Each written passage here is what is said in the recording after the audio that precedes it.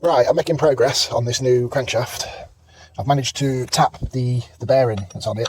It was right up against this flange. I've managed to tap that back a few mil with my chisel without damaging the shaft, the bearing, or the chisel, which is a bonus. But yes, if you have to do this, don't forget to lube up with oil. And also, I need to know where to put the bearing back.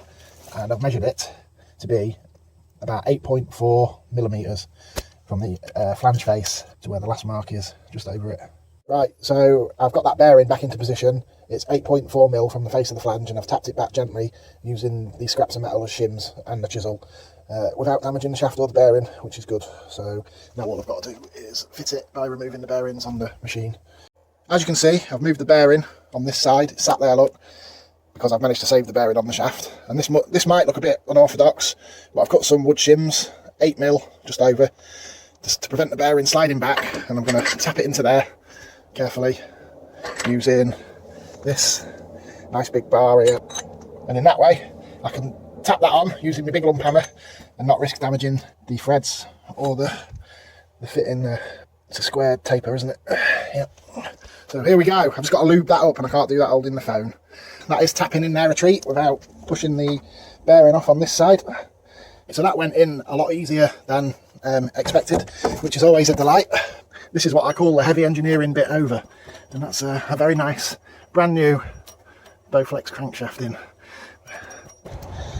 It's not all fully back together, but it's all lined up, smooth, very nice. I never did get to finish this today, which is disappointing, because when it comes to putting the nut on to tighten up the crank arm, the old nut just didn't fit. Don't know why. It's not an M10, not a standard one anyway. That will not go on. Anyway, it doesn't matter how you try, either side.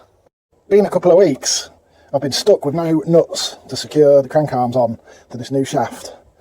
But I've just about figured out that it's actually a metric M10, 1.25 pitch, if you need to do this job.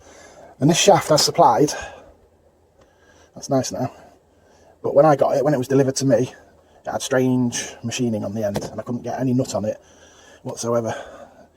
M10 1.25 fine, or M10 1.5 coarse, and I even bought some 3/8 nuts as well.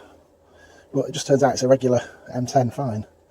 That's going to go on just lovely now. Look at that, look at that, straight on. Alright then, there we are. That took 2 weeks longer than it should have.